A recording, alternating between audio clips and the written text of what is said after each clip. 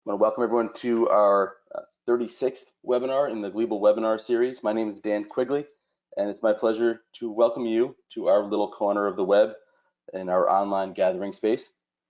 We know how valuable your time is. There's a lot of webinars and online conferences, training sessions, meetings, both personal and professional. So they're all competing for your time, but we do appreciate you spending some time with us. We have a very interesting presentation today from another scholar at Colorado School of Mines. Today's presenter is Trevor Ballard. He's with the Advanced Steel Processing and Products Research Center at Colorado School of Mines. Trevor's presentation is titled Double Twist Torsion Testing to determine the non-recrystallization temperature, or TNR, and assess partial recrystallization. I'm sure this content will be valuable, especially to those of you interested in developing or optimizing rolling schedules. As always, we will endeavor to keep this webinar to 1 hour or less. We should have time for a live Q&A at the end of the presentation. And additionally, since the presentation portion of this is pre-recorded, Trevor is also available here to answer questions during the webinar. So if you have questions, please feel free to ask them using the chat feature here in the webinar software. We'll also select a handful of questions and ask Trevor to address them after the presentation during the live Q&A. Video of this presentation will be available online soon, and certificates will be emailed to you if you are listening to this live. You'll be able to find a link to this video as well as videos of past webinars by going to our website at gleeble.com. And if you click on the resources link in the top navigation bar, then you can scroll down and click on webinars, and there you'll see a very long page listed with past webinars, and you can sign up for future webinars as well. Our next webinar will be held on Thursday, June 17th, and will feature a few members of the DSI team presenting new developments that expand really what's possible in a Gleeble. This will include testing of non-conductive materials, cryogenic testing, and new compression anvils that can be used up to 1900 C. Those are in beta, but they're looking very promising. We'll also have a short presentation from an organization called Spinex, who worked with a customer in Poland to develop a custom specimen manipulator that can be used in a hydro wedge to make sure alignment is perfect and to speed up testing. We thought the Gleeble community would like to hear about that customization. But without further delay, I'm going to hand this over to Trevor Ballard from Colorado School of Mines for his presentation. Good morning. My name is Trevor Ballard, and the title of my presentation today is Double Twist Torsion Testing to Determine the Non-Recrystallization Temperature, or TNR, and Assess Partial Recrystallization. I am a PhD candidate at the Advanced Steel Processing and Products Research Center at the Colorado School of Mines, working under Dr. Emmanuel Demore. And before beginning, I would like to thank the folks at DSI for inviting me to give this talk. Gleeble testing has been instrumental to my work, so I am very excited to be able to share some of it with all of you today. So my PhD thesis is focused on understanding the evolution of precipitation state during thermomechanical processing of microalloyed steels, and all of the thermomechanical processing simulations were conducted using our Gleeble 3500, and today's presentation will focus on this aspect of my PhD work. As an outline of my talk today, we'll go through some background information and we'll talk about the non-recrystallization temperature and TNR, go through its definition and how it is used to develop controlled rolling schedules used to process microalloyed steels. We'll then go through experimental TNR determination and then get into some initial work done to develop our double twist torsion test using a 316 stainless steel, and then look at how we've extended this test to various microalloyed steels to determine the partial recrystallization regime, and then compare this to TNR determined with traditional multi-step hot torsion testing. At the end of the presentation, we'll get into the effect of alloying content on fractional softening behavior and our double twist torsion test data. The non-recrystallization temperature, or TNR, is an important parameter used to develop controlled rolling schedules used to process microalloyed steels, and we typically define TNR as the transition from complete to incomplete recrystallization. And keep in mind, while this is a common definition, there is not a standard definition of TNR or a standard method with which to determine TNR. And so because of that, there are some discrepancies in the literature surrounding the observed recrystallized fraction near TNR, and also discrepancies in the mechanism that various authors hold responsible for changes in TNR, that being soludrag or precipitation. Furthermore, regardless of what definition or testing method we use to determine TNR, we have a variety of parameters that can affect the non-recrystallization temperature. Things such as alloying content, And deformation parameters such as strain, strain rate, and inner pass time all play a role in determining our non-recrystallization temperature. So now I'd like to discuss how TNR relates to processing microalloyed steels with controlled rolling. So the purpose of controlled rolling is to achieve microstructural control during processing as opposed to during post-rolling heat treatments. So if we can achieve the microstructure that we want, and therefore the properties that we want during rolling, and reduce the need for post-rolling heat treatments, we also reduce the cost of these steels. However, to do this effectively, we have to understand the recrystallization behavior of the material that we're processing, and this is where TNR comes into play. So generally, controlled rolling is conducted in two stages. We have roughing passes above TNR and then finishing passes below TNR. So if we look at the schematic here on the right, we have the change in our microstructure above TNR at the top, near TNR in the center, and then below TNR at the bottom here. So above TNR, we deform our austenite, and then by the time we get to the second rolling pass, we've completely recrystallized our austenite.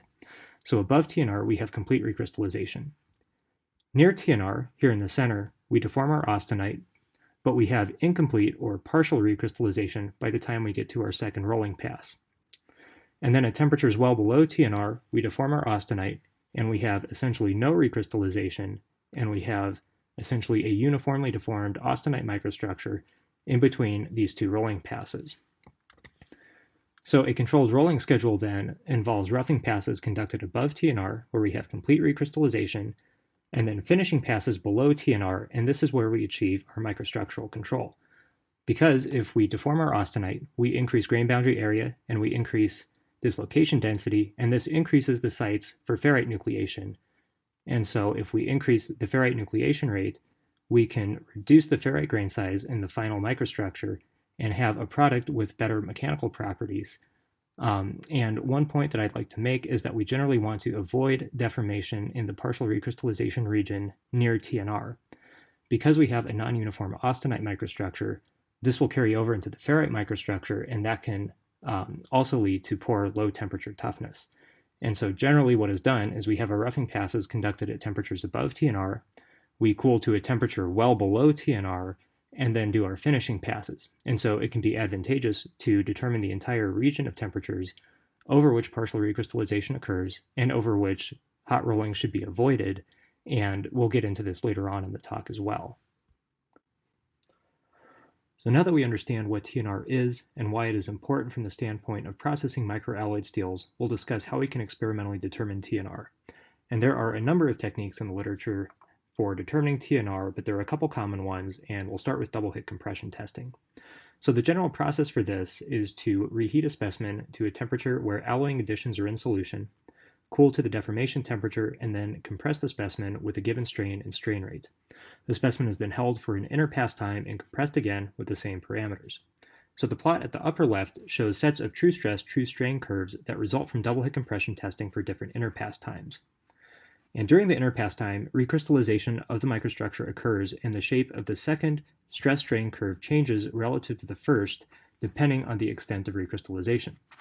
So, like I said, the plots here are shown for different inner pass times, and in the case of a very short inner pass time, such as 2 seconds, shown by the black curve, we see that the second stress strain curve is an extrapolation of the first.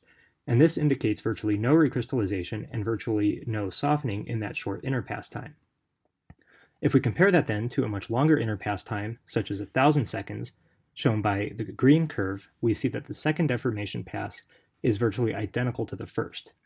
And this implies complete recrystallization during that longer inner pass time. So to determine TNR with this method, we conduct double hit compression tests at multiple temperatures using a new specimen for each temperature. TNR is defined then as the temperature corresponding to 20% fractional softening, and this is a literature convention. A variety of methods exist to determine the extent of softening that occurs between deformation hits. And if you look at the right-hand side of the slide, all of these equations are different methods that we can use to calculate fractional softening. So some of these are based on determining the stress values at a given strain offset. So we have the offset method and then the 0.05 true strain method. And then we have the mean flow stress method, which calculates fractional softening based on the difference in area beneath the two stress strain curves. And I highlight these three methods in particular because each has been shown to give a direct correlation between fractional softening and the recrystallized fraction. And so this makes double hit compression testing a fairly powerful technique for determining TNR because we can take the mechanical data that we get from our compression test and directly relate it to the extent of recrystallization with our fractional softening calculations. And so that's really good because TNR is fundamentally a microstructural phenomenon. However, with double hit compression testing, we are limited in how much strain we can impart to a single specimen before we get excessive barreling. And so typically we use a new specimen for every temperature when we're determining TNR with double hit compression testing. So any effects of multiple deformation and recrystallization cycles, like we would have in industrial hot rolling, are not captured with this type of test. As an alternative method to determine TNR, multi-step hot torsion has been used very commonly in the literature. And the general procedure for this type of test is to reheat a specimen to dissolve microalloying additions, cool to a deformation temperature, and then twist the specimen with a given strain and strain rate. The same specimen is then cooled to the next deformation temperature and twisted again with the same parameters. And this is repeated for every temperature being tested on the same specimen. And so the multi-step hot torsion test results in a series of torque twist curves that can be converted into equivalent stress, equivalent strain curves. And you have one for each temperature, and you can see a series of stress strain curves from a single multi-step hot torsion test on the right-hand side of the slide at the top. So to determine TNR from this, we calculate the mean flow stress for each pass and then plot that as a function of the inverse deformation temperature. And you can see an example of that at the bottom right. So in this plot, we have two distinct linear regions. Region 1 corresponds to high temperature deformation, where the increase in mean flow stress is due to a reduction in temperature. If we look at region 2, though, at lower temperatures, we see that mean flow stress increases at a faster rate, and so there has to be an additional mechanism responsible for hardening the material, and this is generally attributed to the accumulation of strain between rolling passes. So if we think of TNR as the transition from complete to incomplete recrystallization, that should correspond to the inflection point separating regions 1 and 2.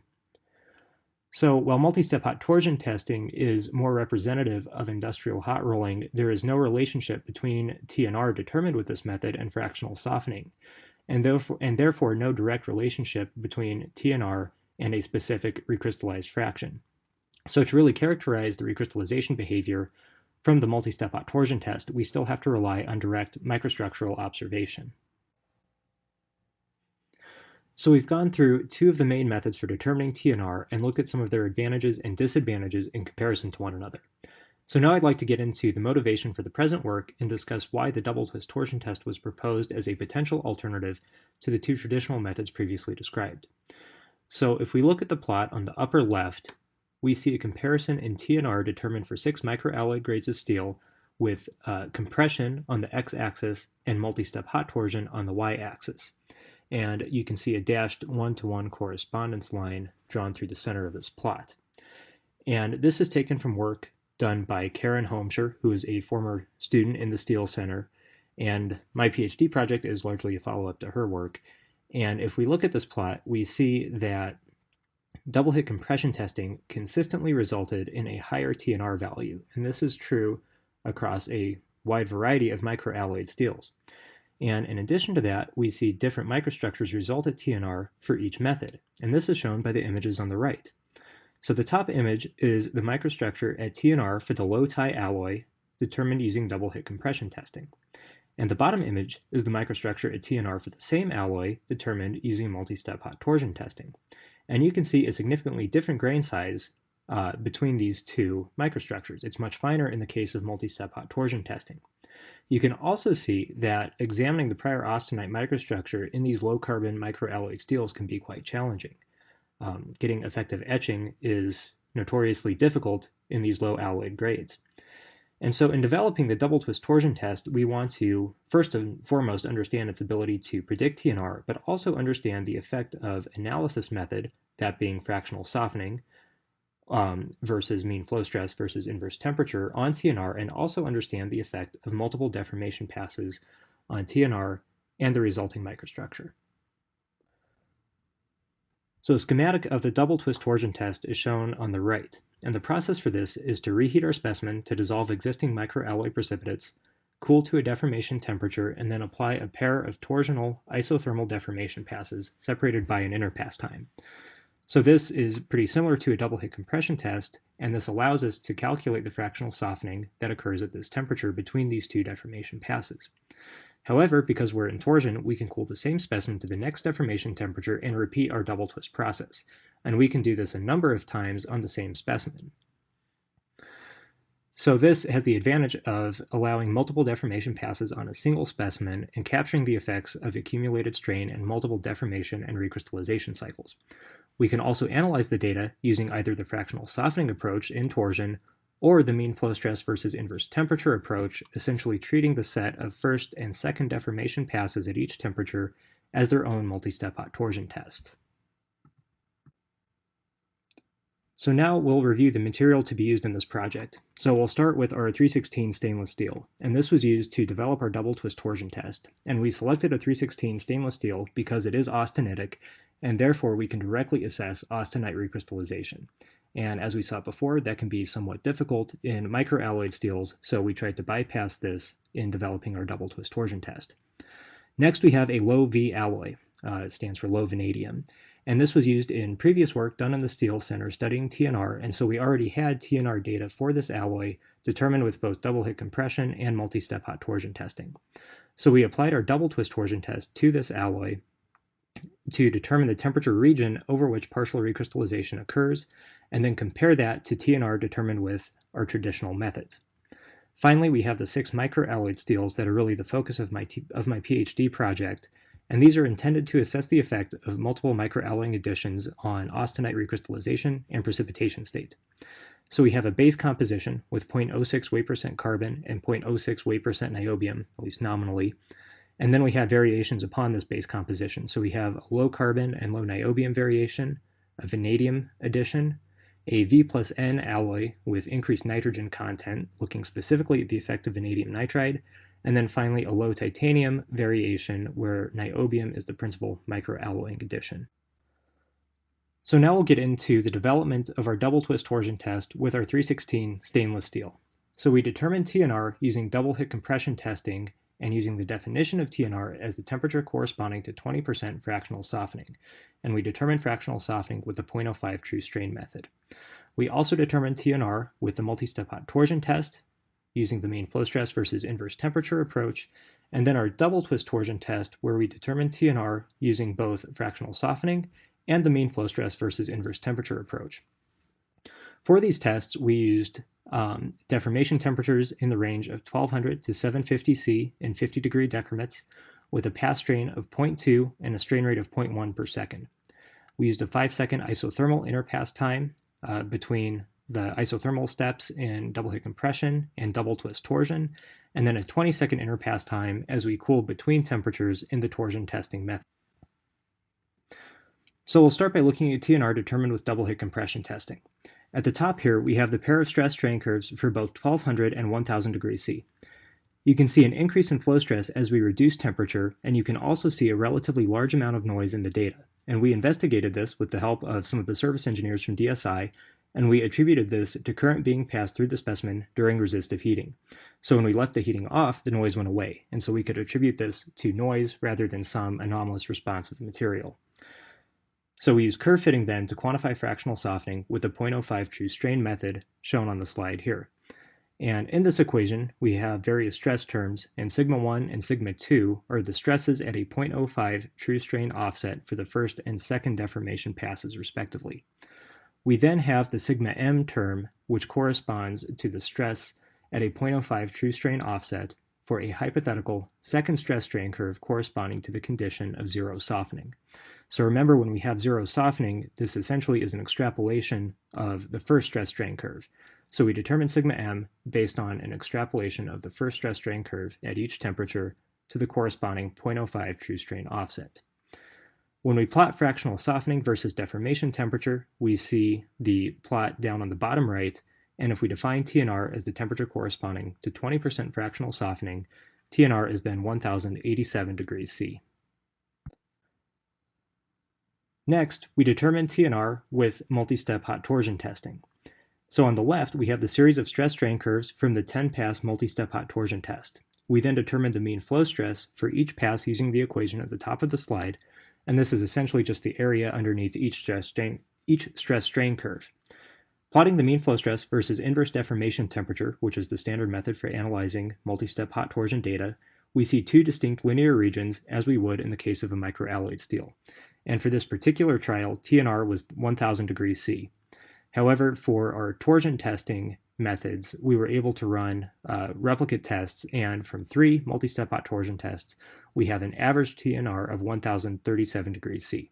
So a bit lower than what we saw in the case of double hit compression testing, and again, that is consistent with the trend that we see in the literature for microalloyed steels.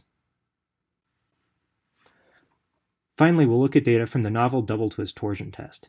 On the left, you'll see the series of equivalent stress strain curves for the double twist torsion test, and you'll see 2 stress strain curves for each temperature. On the right, we have fractional softening plotted against deformation temperature, and again, this was determined with our 0.05 true strain offset. From 3 replicates, we have an average TNR of 1014 degrees, so a bit lower than what we saw in the case of multi-step hot torsion testing, and definitely lower than what we saw from double hit compression testing. We also investigated TNR using the mean flow stress versus inverse temperature approach, treating the series of first and second passes at each temperature as a separate multi-step hot torsion test. So the plots on this slide show mean flow stress versus inverse temperature for the series of first passes on the left and the series of second passes on the right. And from 3 separate trials, we have an average TNR from our series of first passes of 1030 degrees and an average TNR from the series of second passes of 1041 degrees. And these TNR values are similar, though a bit higher than the fractional softening method from our double twist torsion test, and also similar to traditional multi-step hot torsion testing. And all of these are lower than TNR determined with double hit compression. So to summarize these TNR values, we have the highest TNR for double hit compression of 1087 degrees C. We have similar TNR values for both multi-step hot torsion and double twist torsion testing, especially when we analyze the double twist torsion test with the mean flow stress versus inverse temperature approach. When we use the fractional softening approach to determine TNR with our double twist test, we have a similar, though slightly lower TNR than when we use the mean flow stress versus inverse temperature approach.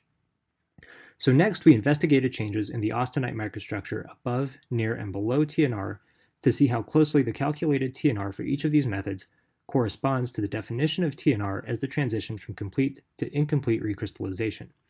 And we did this by measuring changes in grain aspect ratio for each method using interrupted torsion tests or compression tests above, near, and below TNR. So to measure grain aspect ratio, an ellipse was fitted to each grain in the microstructure. The long and short dimensions of each were measured and divided to generate the aspect ratio histograms here. So a recrystallized grain should be nearly equiaxed and have a low aspect ratio. And we used an aspect ratio of 2 for the cutoff to distinguish recrystallized from deformed grains. And this was based on the distribution and aspect ratios in a known recrystallized microstructure. So then deformed grains would have aspect ratios above 2.0. So first, we'll look at double hit compression testing. We see the microstructures above, near, and below TNR, and then the corresponding histograms immediately below them, showing the fraction of grains plotted against grain aspect ratio. So above TNR, we have a predominantly recrystallized microstructure. And we can see that both by looking at the microstructure and then confirm that with our aspect ratio histogram. So the majority of the grains that were measured had aspect ratios below our 2.0 threshold. If you look, though, there is a small fraction of grains having higher aspect ratios, indicating some, though relatively minimal, accumulation of strain above TNR. And that's somewhat contrary to our definition of TNR as the transition from complete to incomplete recrystallization, because above TNR, we would expect complete recrystallization. If we look near TNR in the center at 1100 degrees, we see a partially recrystallized microstructure. So there are some coarse, elongated grains surrounded by pockets of finer, equiaxed, recrystallized grains. And this is also shown in our aspect ratio histogram, where we see a broadening in our distribution of aspect ratios and an increase in the fraction of grains having higher aspect ratios, indicating the retention of strain in the microstructure. Below TNR at 1050 degrees C, we see further deformation in the austenite, and again an increase in the fraction of grains having high aspect ratios, indicating further deformation of the austenite. So we'll look at multi-step hot torsion testing next. And again, above TNR, we see a mostly recrystallized microstructure on the left, and this was at 1100 degrees. However, if we look at our aspect ratio histogram, we do see some fraction of grains having higher aspect ratios, indicating that there is some accumulation of strain in the microstructure above TNR. If we look near TNR at 1000 degrees in the center, we see a partially recrystallized microstructure. And this is confirmed by our aspect ratio distribution histogram, which shows an increase in the fraction of grains having higher aspect ratios. And then finally, below TNR at 900 degrees, we see further deformation of the austenite and a further increase in the fraction of grains having high aspect ratios. Finally, we'll look at the double twist torsion test. So above TNR at 1100 degrees on the left, we see a predominantly recrystallized microstructure. And we see very few grains having aspect ratios above 2.0, indicating essentially complete recrystallization above TNR. Near TNR, in the center, at 1000 degrees, we see an increase in grains having higher aspect ratios, indicating partial recrystallization, and that's exactly what we see when we look at the microstructure. Below TNR at 900 degrees C, we see significant refinement of the austenite grain size, and again, further deformation of the austenite, shown in our aspect ratio distribution. So to wrap up this part of my talk, we saw that double twist torsion testing results in similar TNR values to traditional multi-step hot torsion and in lower TNR values than double hit compression testing. We also saw that the data analysis method to determine TNR in the case of the double twist torsion test has a relatively modest effect on TNR. So the difference in TNR between the fractional softening approach and the mean flow stress versus inverse temperature approach for the double twist torsion test was only 27 degrees, and this is quite a bit smaller than the difference in TNR between double hit compression testing and multi-step hot torsion testing, which was nearly 50 degrees. Furthermore, measurements of grain aspect ratio and observation of the microstructures show that TNR lies within the region of partial recrystallization than precisely at the transition from complete to incomplete recrystallization. And so this leads to the question then, can we predict the limits of partial recrystallization, and how important is this region of partial recrystallization? And that's really what we'll get into next. But we also saw that grain size varies considerably near TNR. So double hit compression testing resulted in a higher TNR value and in a coarser grain size than any of the torsion testing methods. So again, this seems to support the hypothesis that increasing grain boundary area results in a lower TNR. At least that's what we saw in our 316 stainless steel data. So to look at partial recrystallization, we applied our double twist torsion test to the low V alloy discussed earlier. So the plot on the right shows the stress strain curves for the double twist torsion test applied to this alloy, and again, we can see two stress strain curves at each temperature. So to define the upper and lower limits of partial recrystallization, we defined the upper limit as the temperature corresponding to 80% fractional softening, and the lower limit of partial recrystallization as the temperature corresponding to 20% fractional softening now. So to calculate fractional softening, we use the 0.05 true strain method, the mean flow stress method, and the 2% offset method, because each of these has been shown in the literature to correlate very closely to the recrystallized fraction. So we wanted to see how big the differences are between each of these methods. And again, we already had TNR on this low V alloy from previous work done in the Steel Center. So TNR determined with double hit compression testing was 1000 degrees, and TNR determined with multi-step hot torsion testing was 968 degrees C. So to look at some of our double twist torsion data, we have a couple pairs of stress strain curves highlighted here to show again the changes in mechanical properties with decreasing deformation temperature. And we infer the extent of recrystallization from the calculated fractional softening, which changes based on the shape of the second stress strain curve relative to the first.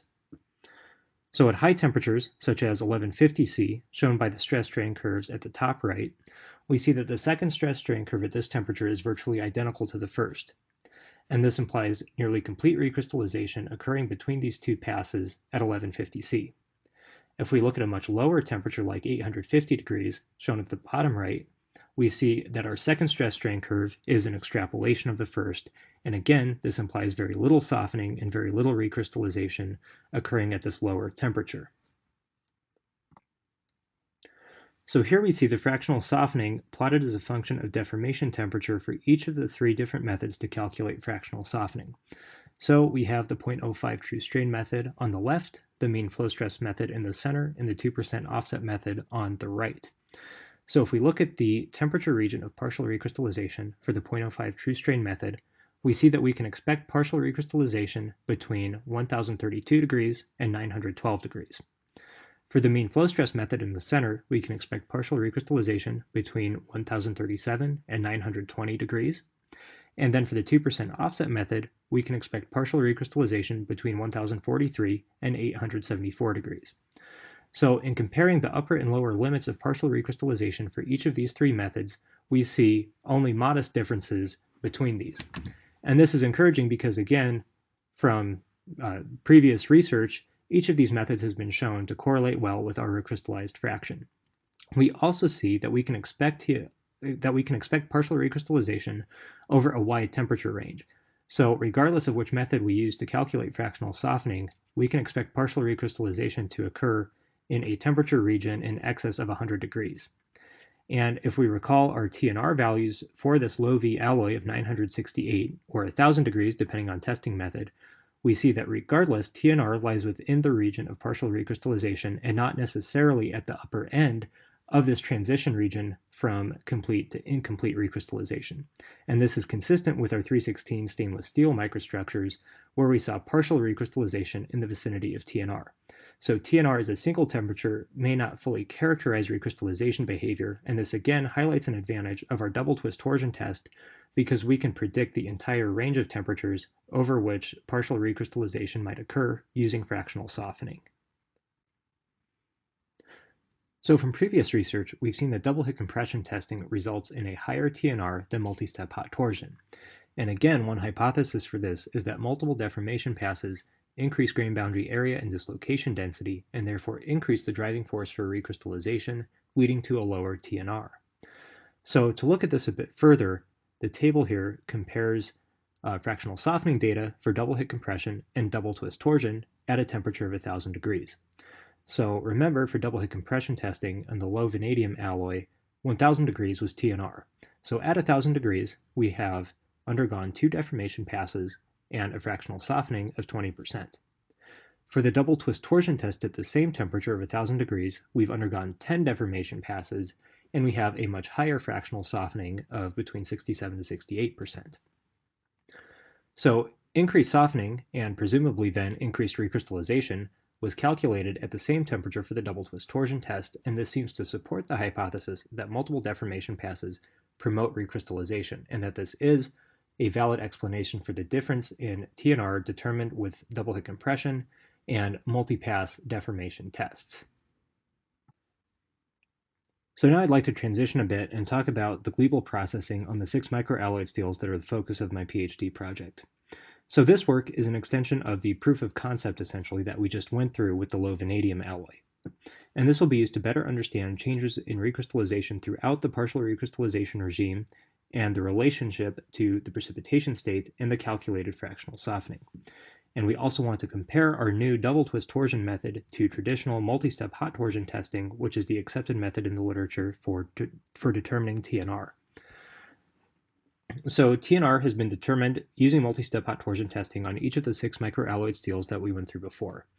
And if we look at the right-hand side of the slide, we can see some sample data, some equivalent stress strain curves for the vanadium alloy on the top, and then the corresponding mean flow stress versus inverse temperature curve at the bottom. So for our multi-step hot torsion test, we soaked our samples at 1250 C for 10 minutes to dissolve existing microalloy precipitates, and then deformed in 25-degree decrements between 1225 and 750 degrees C. We used a pass strain of 0.2 and a strain rate of 5 per second with an inner pass time of 20 seconds. For the double twist torsion test, we kept as many of the deformation parameters as possible the same. We used an isothermal inner pass time of 5 seconds, but the main difference is that for our deformation temperatures, we used 1000 200, and 750 degrees C in 50-degree decrements. And this was to keep the total imparted strain the same between the multi-step hot torsion and double twist torsion test to facilitate a more direct comparison between the two methods. So for the multi-step hot torsion test, 3 trials per alloy have been run, and we have an average TNR for each alloy and a corresponding uncertainty value. So the plots here show mean flow stress versus inverse temperature for each of the 3 trials for all 6 of our alloys. So at the top left, we have our base alloy. In the top center, we have our low carbon alloy. In the top right, we have our low titanium alloy. And these all have the highest nominal niobium content of 0.06 weight percent. And if we compare that to the other 3 alloys, the low niobium in the bottom left, the vanadium in the bottom center, and the V plus N in the bottom right, we see that our alloys with higher niobium have higher TNR values in comparison to the alloys with only half the niobium content. So clearly, increasing niobium is critical to increasing TNR. We also see that titanium plays a role in affecting TNR because the low titanium alloy has the highest TNR value out of all 6 alloys. Vanadium, however, plays a lesser role, it seems, based on this data. So the low niobium, vanadium, and V plus N alloys all have fairly similar TNR values, especially when we consider the uncertainty values. And so it seems that adding vanadium, especially when comparing the low niobium and vanadium alloy, does not have a substantial impact on TNR. So next we conducted 3 double twist torsion tests per alloy to look at the effect of microalloying content on fractional softening and recrystallization. So the plots on this slide show fractional softening versus deformation temperature, where fractional softening was calculated using the 0.05 true strain method. So to look at the effect of niobium content, shown on the left-hand plot, we compared fractional softening between the low niobium and base alloy. And we see that for the base alloy, which has a higher niobium content, we have a lower fractional softening at virtually every temperature within the partial recrystallization regime.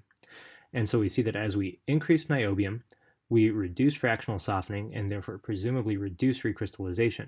And this can explain the differences in TNR that we just went through, where alloys with higher niobium content have higher TNR values. So when we look at the effect of titanium, shown in the center, compared between the low titanium and base alloy, we see fairly similar fractional softening values between the 2 alloys within the partial recrystallization region, implying that altering titanium content does not substantially affect recrystallization or softening behavior. And we see the same trend with vanadium. So to study the effect of vanadium, shown on the right, we compared between the vanadium and low niobium alloy, and again, we see very similar fractional softening values within our partial recrystallization region.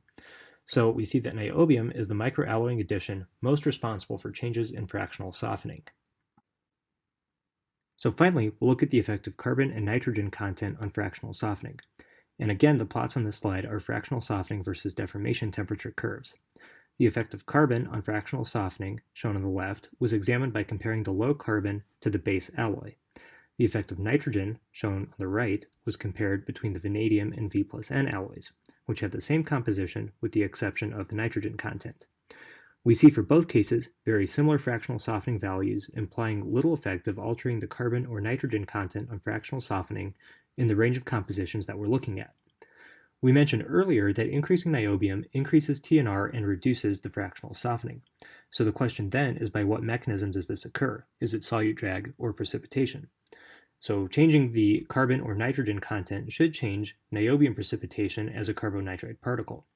And yet we see little impact on fractional softening. So hopefully future analysis of both the prior austenite microstructure and precipitation state will help answer this question. So this brings us to plans for future work, and a lot of this is actually work that's currently in progress, but I don't have results to share with you today.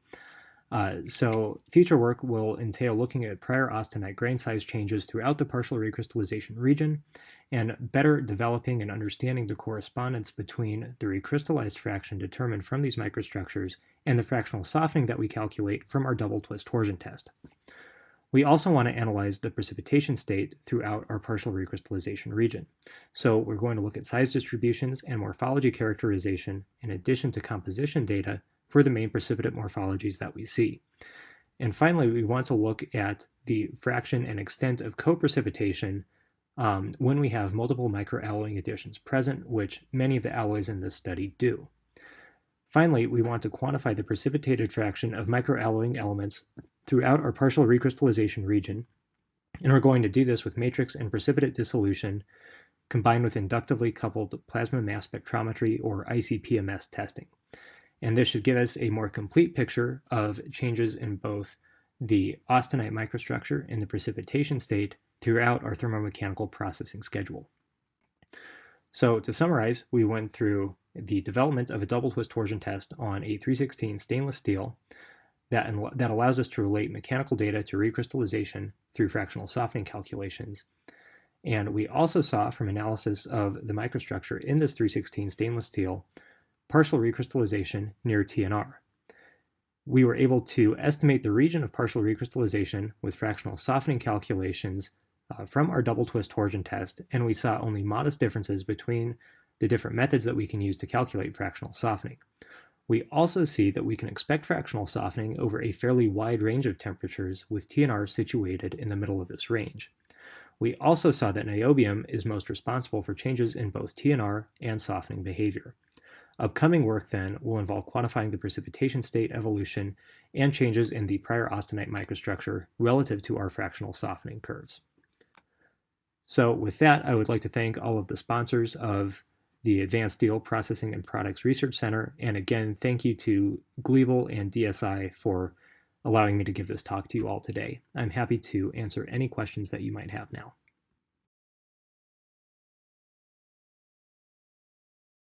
Great, Trevor, thanks very much. If you could unmute yourself, make sure we have audio here for you. Yeah.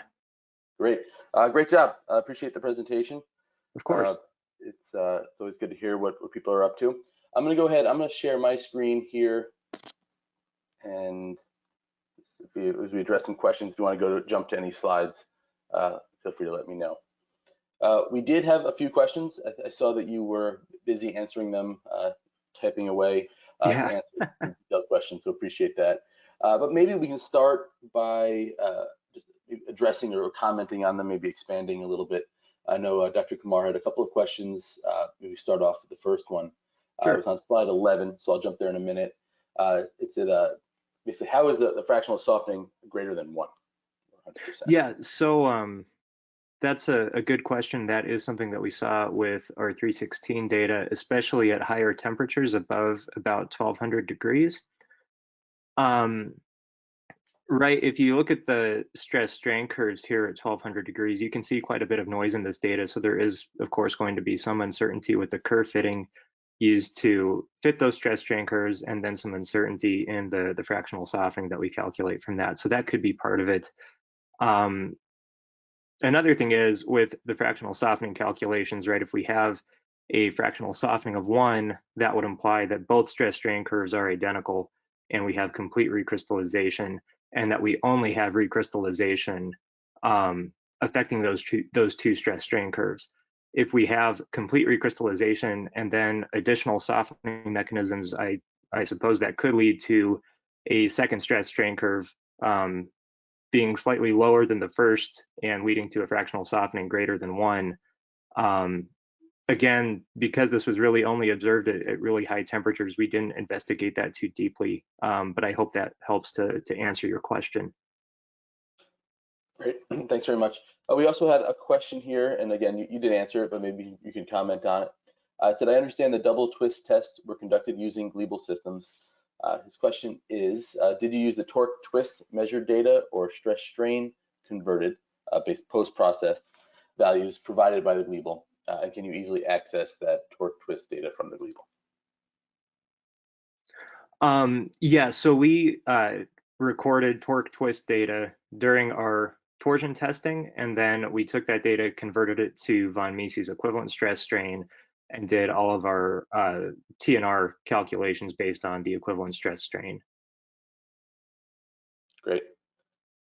Okay, a question here that actually just came in here. You may not have it in front of you.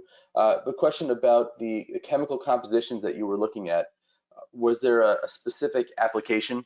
I'm not sure if you're able to comment on that based on who was paying for the research, but are you able to kind of talk a little bit about the the end use application for these things?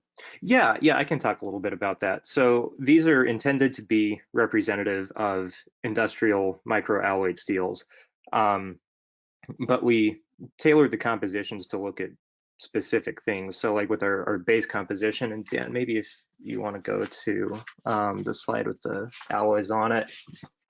Let me see if I can. One or so. No, Slide 9. 9. Okay, it's way off. Here we are. So with our base composition, right, we have carbon, niobium, and titanium. And so a lot of these alloys are intended to look at the effect of multiple microalloying additions on austenite recrystallization and on the precipitation state. So then we can compare that to something like our low titanium alloy, which has only a residual titanium content, to see the effect of niobium as the principal microalloying addition.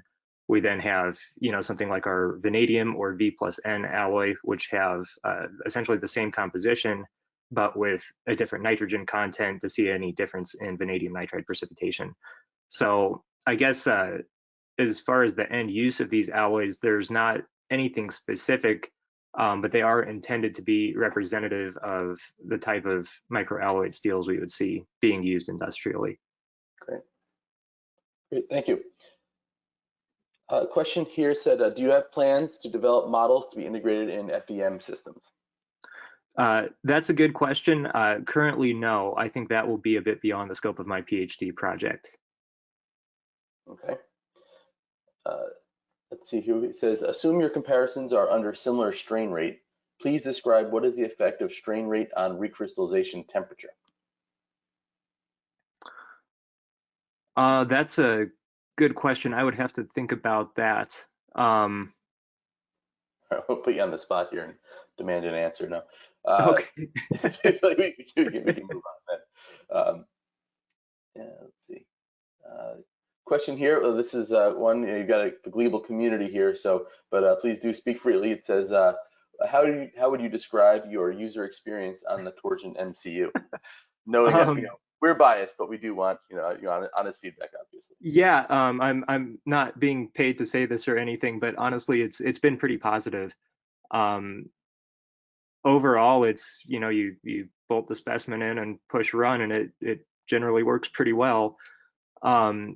If you look at the compression data that I showed for the 316 stainless steel versus the torsion data, there's quite a bit less noise in the torsion data, so that made determining TNR and fractional softening values a bit easier with the torsion.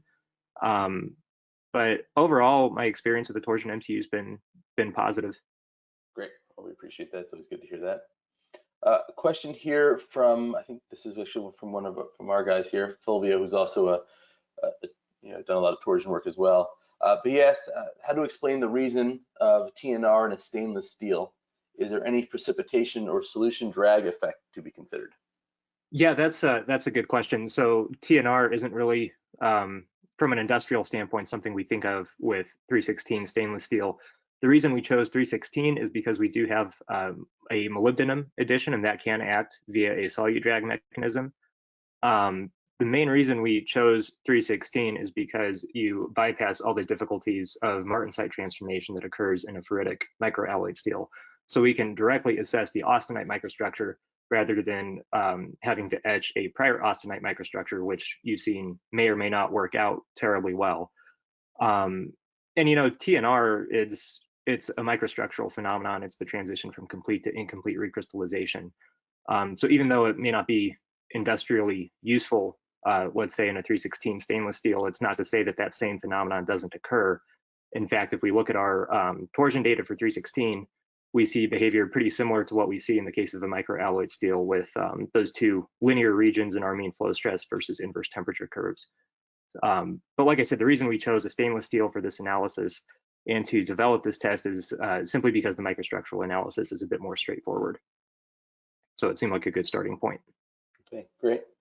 Then we also have another question here from Dr. Kumar, who I know he's a former presenter here in the webinar series and has done a lot of torsion testing at SAIL. The question is, what additional softening mechanism do you envisage other than static recrystallization and recovery?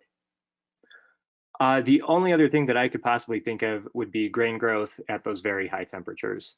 Again, this is just a Mhm. thought. It's not something that we've really delved too deeply into because, again, we really only see that higher fractional softening than 1.0 at really high temperatures. So again, that could be due to uncertainty in the fractional softening calculations due to some of that noise in the data. Um, but to answer that question specifically, grain Sure. growth is maybe the only other thing that I could think of. Okay. We time for another question or so. Then there's a couple of questions here that I will maybe ask you to follow up with after the webinar. Just Yeah, sure. getting a little bit specific, which is great, and I think it's we've got a good audience here. So, but I do want you to be able to address those. So if you do have questions for Trevor, we didn't get to them here. I will pass along contact information and help make that connection. But here, maybe one or two more questions. Are there any effects of deformation stress state, compression versus torsion on the TNR? That's also a good question and something that we have not investigated too deeply, right? With torsion testing, we have a gradient in uh, the strain that's imparted through the cross section of our torsion specimen.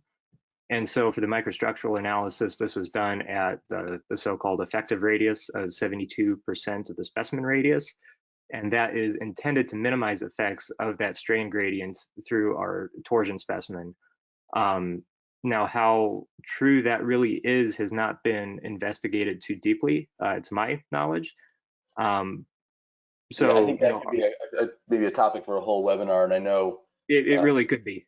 right, and Fulvio Siciliano, who's on, he works with us here at DSI. I know he spent a lot of time looking at that as well. So maybe we'll ask him to present that at a future webinar. Yeah, Actually, that he's would be probably great. addressed it in previous ones as well. So, uh, okay, maybe one more question here. With the approach you developed, is it possible to study AGG phenomena Um,